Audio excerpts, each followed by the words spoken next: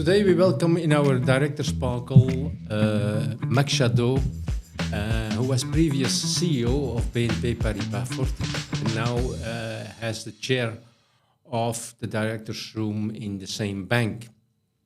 The trigger for inviting you, Max, was the question of some alumni who said, okay, we like to have some experience on tips and tricks, what to do when a previous CEO coming to a board of directors of the same company. So we're happy you accepted this challenge. And so perhaps to start with, perhaps you can introduce yourself, what your experience as a CEO and management, and also as a board member, because you were also board member of Bekaert, or still. Yes, amongst others. Yeah, amongst others. Good morning, Chris. Thank you very much for giving me this opportunity to talk about an important governance topic. Indeed, well, I've been working in the same bank now for more than 42 years. So the bank obviously has changed names and shareholderships twice. I started at the former Generale Bank, who became Fortis, and then BNP Paribas Fortis. But for me, it's obviously still the same bank. Within these 42 years, I've done a number of métiers. 15 years of what I would call retail banking. At that time, it was not called retail banking. It was networks and a general bank. General bank. But I really did start at the teller as a university trainee, which was a very good experience, and you know that. Yeah, you were there too, 6 months at the teller. And then I stayed 15 years in retail with branch manager, group manager, marketing in different regions in Belgium. After 15 years, I completely changed métier, which is very interesting to do in the same company. I became head of corporate finance and capital markets, responsible for IPOs and M&As during 8 years. And then I went into what I would call more general management. First in Paris, of all places. I was head of Fortis Banque France and territory manager for France for 2 years, where also the crisis of Fortis struck, which was, I can call you, a very defining moment of everybody who was there and of my career.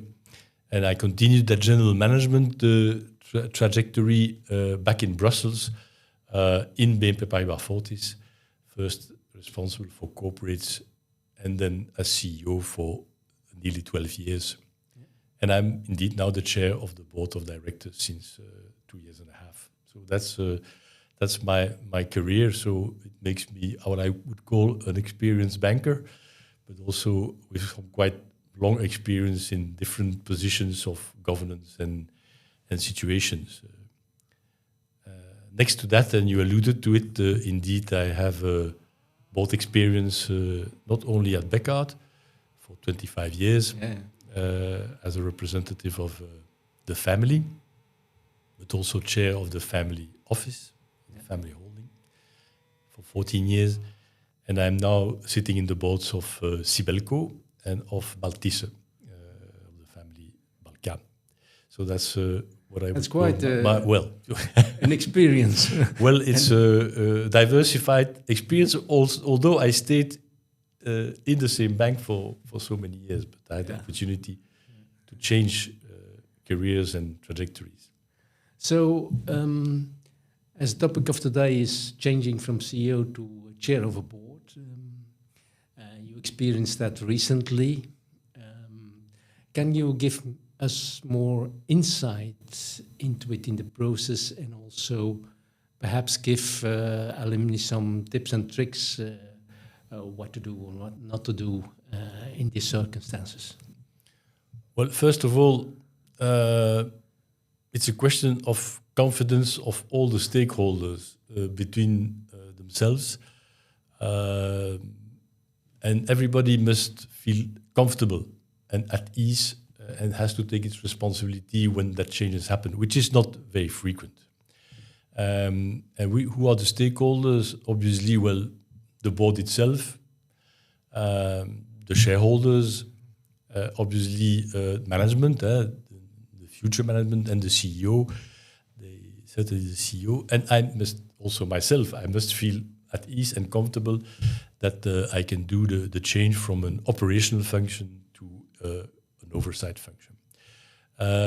As this was the case with all the stakeholders, it felt more like continuity, as going from CEO to chair, continuity for the bank, although not continuity in that type of activities, but I will come back on that. And then there is obviously, but that's only for financial sector, a very important stakeholder who are the regulators. And within the financial sector, you also have to pass a fit and proper test, where this change is obviously scrutinized and looked at, and is all these stakeholders, including the regulators in Belgium and in Europe, feel confident that the change can happen, then you can start in this new function. But it has to be confidence, respect in the different roles, and obviously knowledge of what your new role is. And in that respect, yes? If I may yes. Interrupt you. Sure.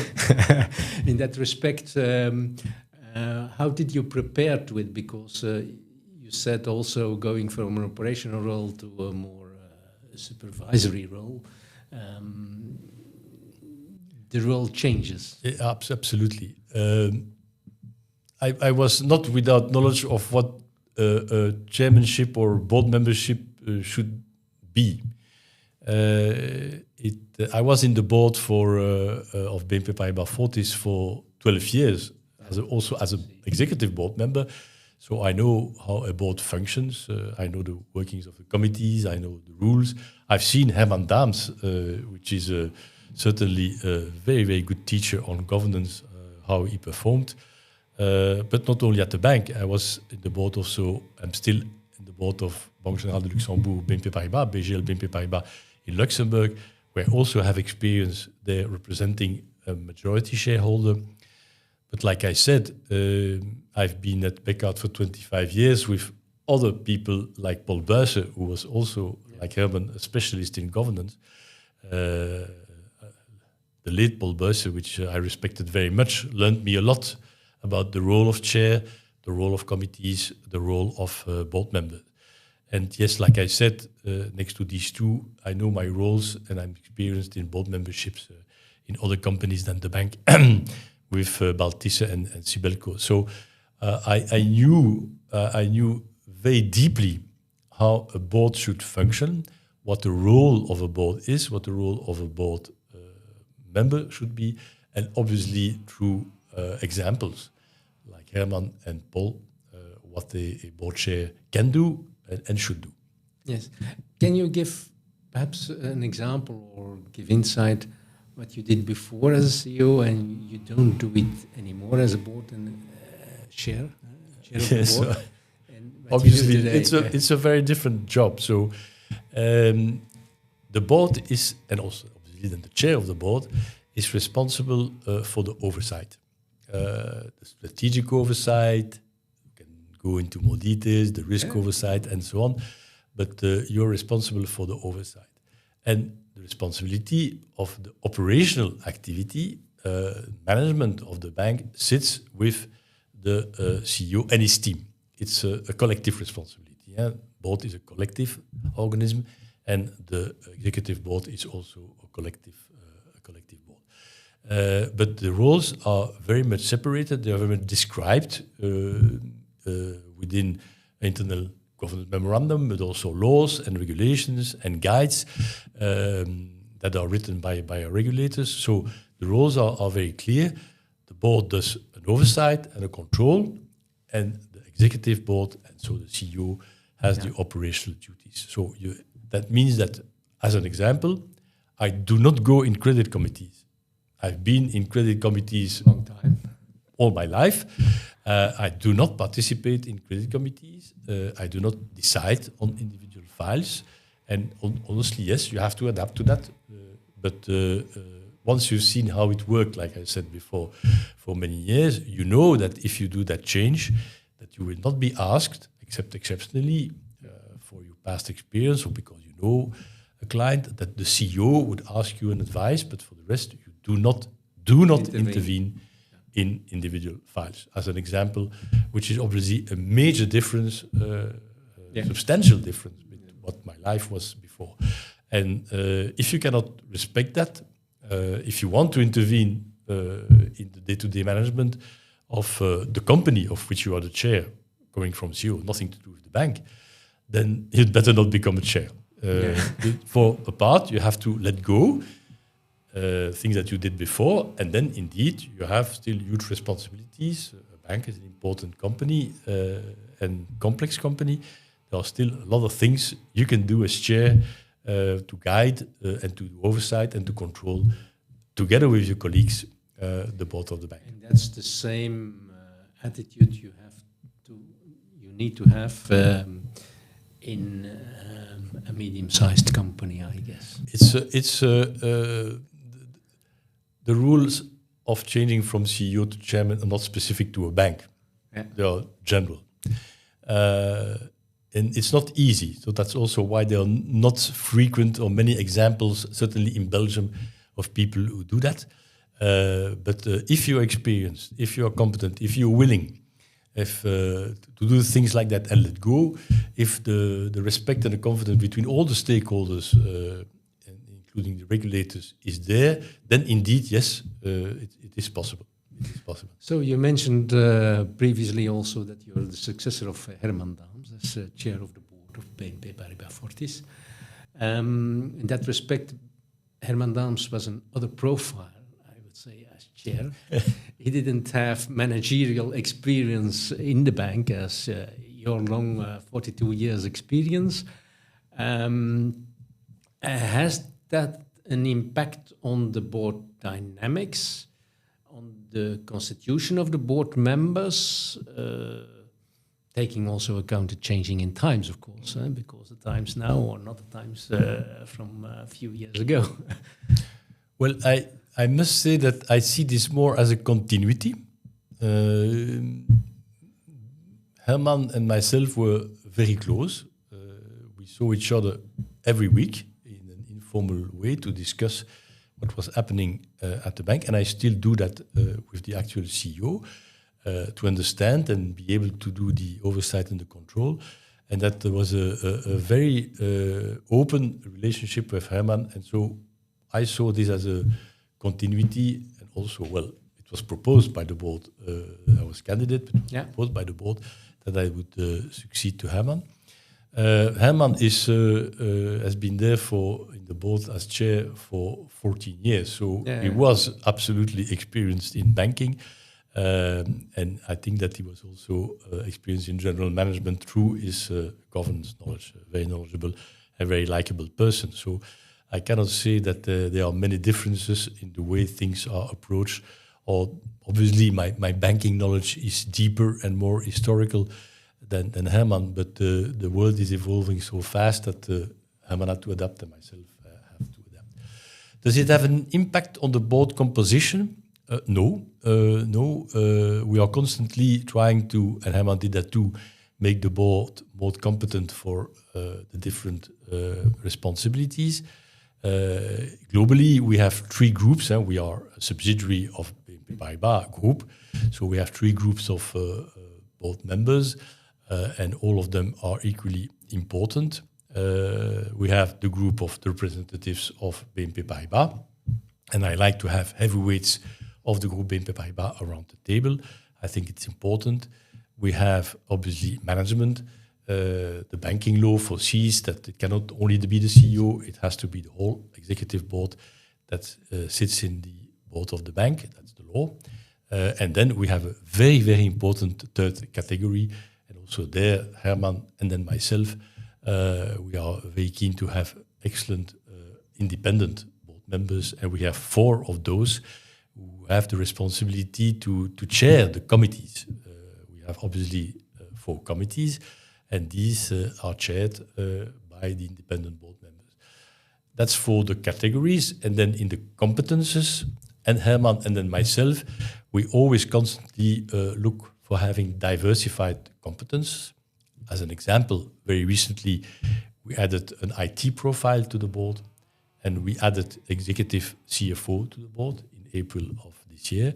And Herman and then myself, I am still constantly looking for the succession planning to be sure that we always have in the three categories and in the different competence a wide and variety of diversified competences and gender and age and international around the table. So this is more continuity than disruption. So you have also as supporter competence matrix. I guess. Absolutely, we do have which is important, I think, for a good constitution of a board. Yes, and see that the culture matches or not matches. you have a competence matrix in the bank, in the board of the bank for many years, and otherwise you cannot work. We do an assessment of the board every year. We are in the process of doing now an outside assessment by a third party of the board. I thought that it was important to do that also. It's good governance to do that at least every 3-4 years in function of what you think is necessary for your board. So yes, all these kind of elements of good governance are present for many years, and we do continue. Again, this is continuity. I've seen it doing by, like I said, those two examples, Paul and Herman, and in that part, I know how it works, and I also completely agree of what we should do as a board and as a chair of a board in these matters. But I see this much more, like I said before, as continuity than any disruption. It has advantages also to know the bank very well when you're a chair, because the bank is very complex. It has a lot of subsidiaries. It has a lot of international subsidiaries. It's huge. We have more than international activities like factoring, leasing, and others. DEB, the Turkish subsidiary, Arval, the leasing, car leasing subsidiaries within our consolidated perimeter. So it has also advantages to have a chair who has a deep knowledge of banking and specifically of the bank. Yeah. But obviously, you have to respect rules and regulations and guidance, not to intervene in the activity of the CEO. And obviously, the interaction with the CEO is of an adamant importance. You have to respect each other. You have to exchange information and to be sure that everything passes fluidly between the two. Coming back to the continuity and the world who is changing, which is also the slogan of BNP Paribas Fortis. I guess that the topics today on the table are important, and that you have the appropriate directors around the table to tackle the supervisory topics on that. Can you give us more insight? We know that the geopolitical situation changes. Innovation is important. Technologies like AI or cyber attacks are really evolving, I would say, every day. So can you give us more insight about the main topics on the board and the time you spend on it? Well, I'm not going to rank them, but the first, obviously, topic is strategy. And that encompasses a lot of already elements that you've cited, but the main topic within strategy is the business strategy, which is obviously impacted by outside elements. But there always have been outside elements. We had, since I'm at what I would call a general management level, we have had the financial crisis of 2008-2009. We have had the European debt crisis, Greece in 2011. We had the interest rates that went lower than zero. Everybody has forgotten that, but it was a very difficult period for the bank and the banks in general. We had the COVID, so it's not that we did not live before the actual situation in the life or in a world without crises. So we do strategy, and within strategy, you've got the business strategy, and obviously everything that is related to potential crisis management. And yes, today, geopolitical elements are more present than they were maybe 10 years ago. Then the second big topic is risk management. And that takes a lot of time for a board, because a board does oversight and control. So controlling and doing oversight about risks is one of the main tasks of the board. We do not have a strategic committee, but we do have a risk committee and an audit committee, which gives you also the importance of that element. And there also, this encompasses a number of sub-elements. You could imagine that there is a lot of credit risk, general credit risks, because not individual credit risk are discussed at the board, but allocation of sectors, diversification of your portfolio are topics that credit risk, operational risks, reputational risks, and obviously everything that is linked to within operational risk of IT is one of the main topics. And yes, more recently, cyber is one of the important topics that the board regularly assesses, because we live in a dangerous world, more dangerous maybe than 4 or 5 years. But that's for the second block, I would say, and that the board takes a lot of time for that, but there are other blocks: sustainability, ESG, so governance, ethical, also climate change is much looked at. But do you put that in sustainability or risk management? Difficult to know, but we do that, obviously, in a board. But coming back to sustainability, we have the new reporting rules, of course, but also how do you challenge that sustainability according to the strategy you have is also embedded in the culture and the DNA of the company? Absolutely. Well, I initiated surveys for the board when I was CEO more than 6 or 7 years ago. And we work with 2 strategic offsites per year. And I would advise all companies to do strategic offsites. One strategic offsite is always 2 days. One is in June, and we do the review of the businesses. And the other one is in October, and we do the review of everything that's linked to operational or risks.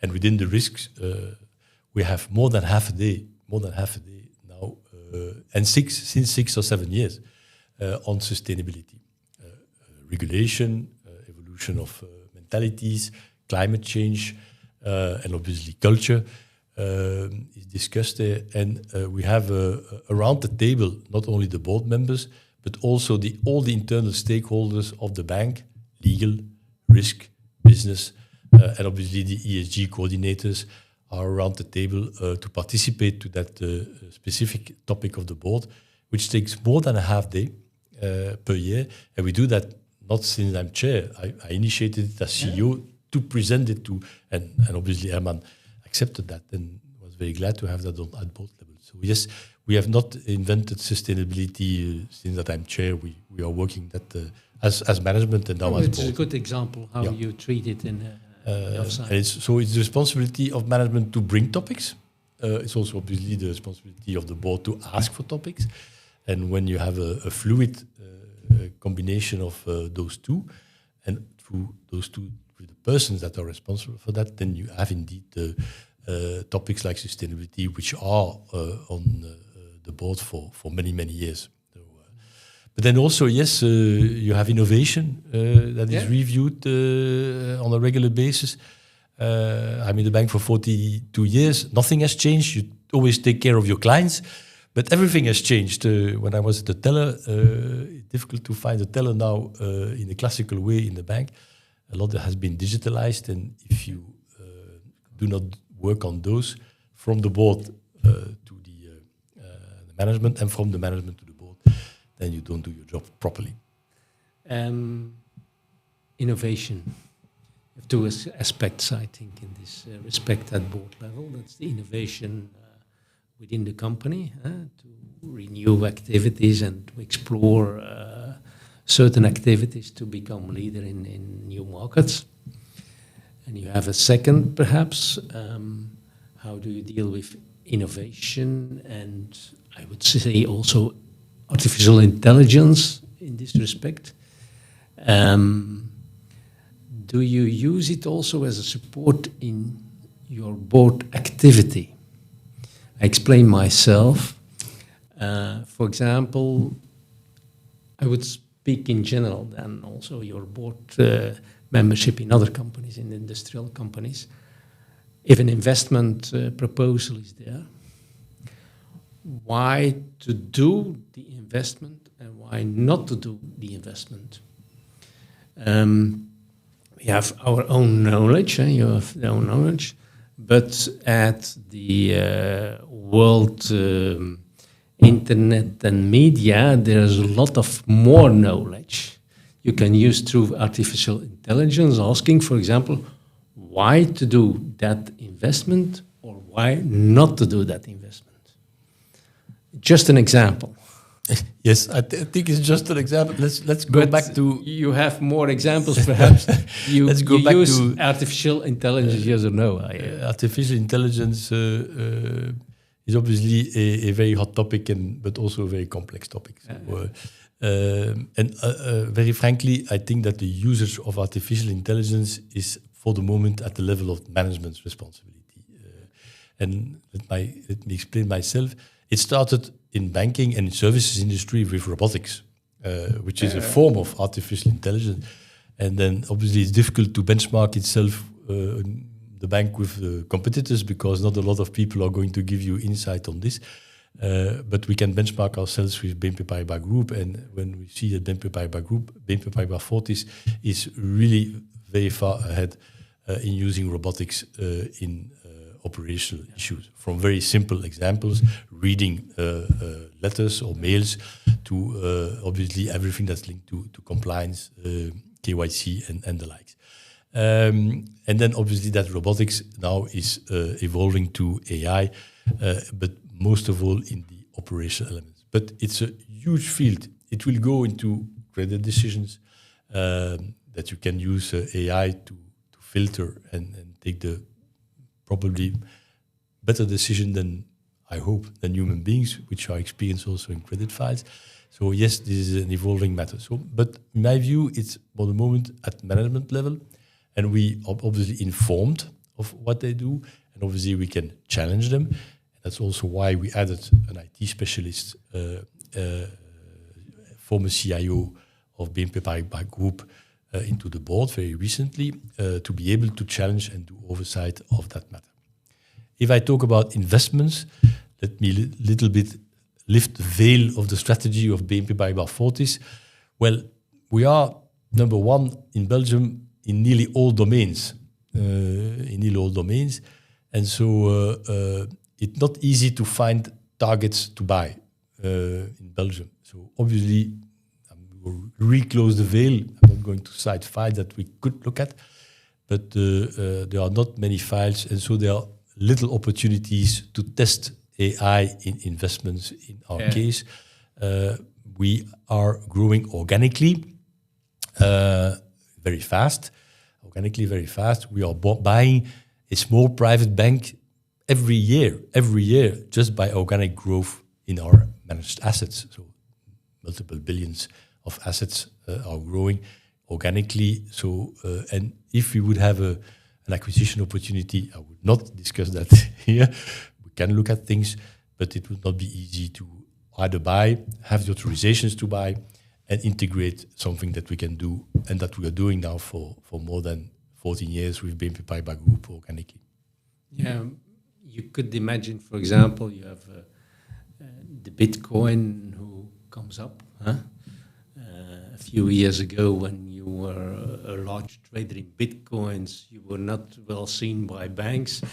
If you see today that KBC is going to offer Bitcoins to their customers. Chris, I'm not going to comment the strategy of others. So I can only say that for the moment we are not offering that type of of products or processes. Topic, just an example, is that the topic which is discussed only at the management level or at the It's board mostly level? discussed at the management level. Right. That when they would go over to a decision, they would obviously present it to the board. I would certainly advise management to come early if they want to do things around this. But I do think that this is typically product responsibility. Product responsibility is with management, and if they feel it's important, then they will come to the board. I'm not for the moment challenging the management to present things around Bitcoin. I will stop there about the strategy of BNP Paribas Fortis on this topic. Thank you. So are there other topics on the table you want to mention and give some insights or tips? Ooh, yes, there are so many things that I can say as an experienced banker. I think what really very important is that next to the roles and the governance that we have discussed, that your alumni and everybody that is linked to GUBERNA would understand the role of the bank. We are here now for more than 200 years. We have been created in 1820. And so we are here for 22, sorry to be very precise. We are here to service and to help the economy. Our role is unfortunately underestimated. The transformation of savings into credits in this country through the banks that take the responsibility, the end responsibility, and of the credit, and also take the responsibility of the transformation of a short-term deposit to a long, very long credit, 20 years. The complexity, but also the responsibility is underestimated. And I really do think that we are enormous important part of the value that is created in Belgium. And that, unfortunately, it's underestimated, that role. And so if I can repeat that the bank is to service the economy, has an important role, and that people should try to understand how a bank functions, then I've done part of my job today. Okay, thank you. And that means also that you have the right people in the right place in the organization at management level. And also topics like development of people, outsourcing of people sometimes. Are these topics which are a managerial responsibility, and when does it come to board? Well, outsourcing is part of the responsibilities of oversight of the board. That's a very clear statement. We do review outsourcing.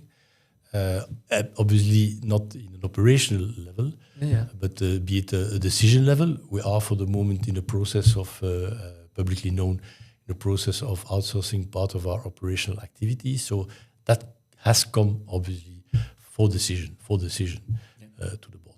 Then the preparation on the one side and the implementation of the decision is the responsibility of management. But these type, though, we do oversight of all, and that's by law and by responsibility of the board. We do oversight of all these type of activities within the board.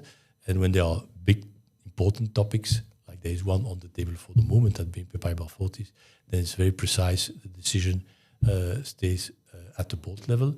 Obviously, the operational responsibility stays at the level of the executive board. But that's very clear for everybody.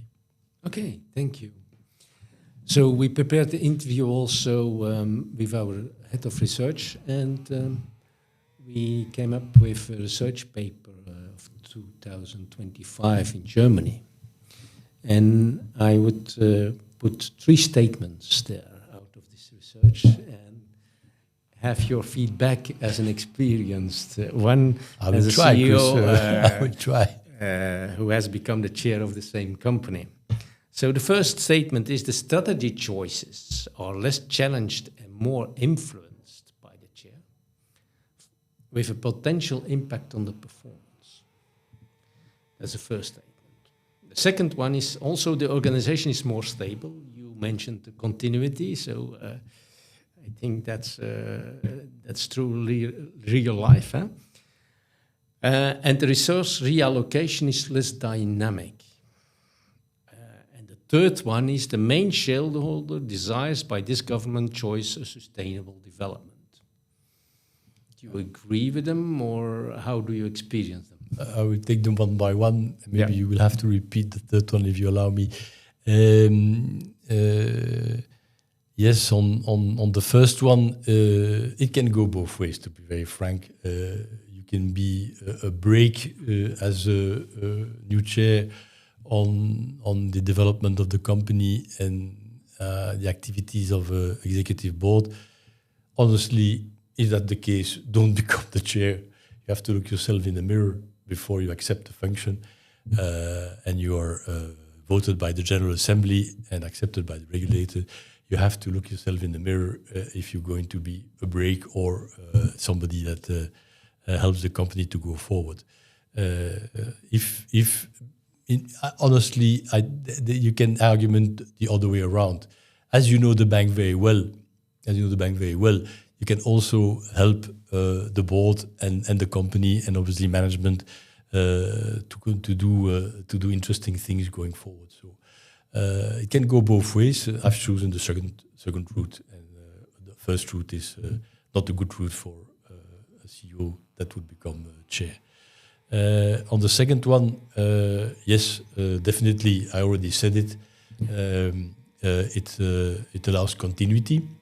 Specifically, in our case, we would probably have had a departure of the chair and the CEO at the same moment if we had not done it, which should not have been a good situation. Not the main reason why we did it. All the reasons have been cited, but we would have had that specific issue at BNP Paribas Fortis. So continuity helped a lot, and I've already given the conditions for continuity to happen well before. And then your third question was specifically? The main shareholder desires by this government choice a sustainable development. So no big changes, no big revolutions, but a sustainable development. Well, sustainable does not mean that there are not big changes. Sustainable development can also mean that you have to take a drastic decision. And there are drastic decisions that can be taken.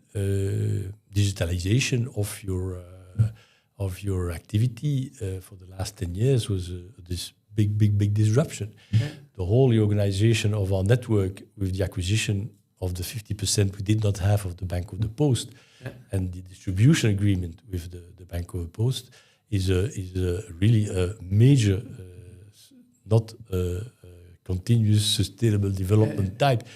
Can be considered as a main revolution in the way we bank. So no, we are capable within the sustainable development to also have important changes. Like I said, and in Greek it's said like that. That would be my final word. Pantarei, pantastei. Nothing moves and everything moves. So nothing moves. The client is always central, and everything moves. The bank is very different of what I've discovered in 1983, Chris. Yeah, when we both started at the bank. Good.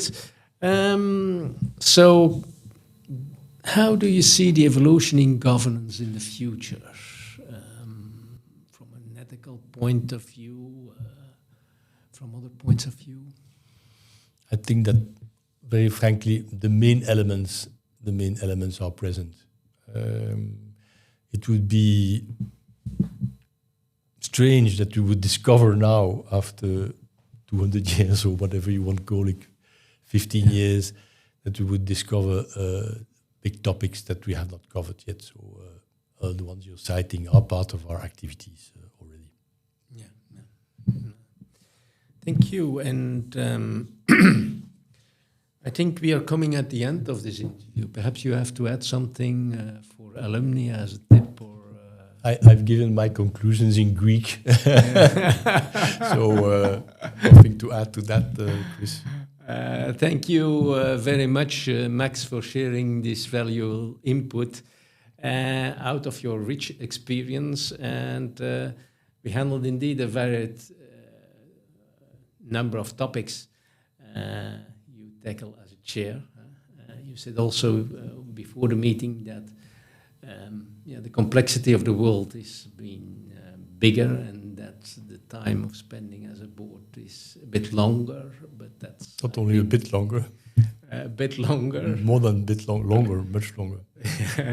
So I think we take that with us, and we take also with us the research we did. You will see the details and some more research paper, and also the secrets of the director's room of your predecessor, Herman Daams, where I read with special attention the chapter on the chair of a board of experience. I think you read it also. Absolutely. I think it's also interesting for our alumni. Other readings will be included in the article we will publish at the media of GUBERNA. The video and the podcast will also be published, and we invite everyone to share that by their own social media, so that each one community can profit from your insights and your experience, long time experience as director and chair, director and previous CEO. Thank you very much for your insights and tips, Max. Thank you also, alumni, for giving us the topics on which we can work on according to your needs. Today it was the CEO becoming chair of board in the same company. And we thank you also the GUBERNA team for support. And we see you next month with Anne Bieberg and Martin Bernard, active member of the Sounding Board of Sustainability. Then we will treat sustainability more in detail. Thank you all.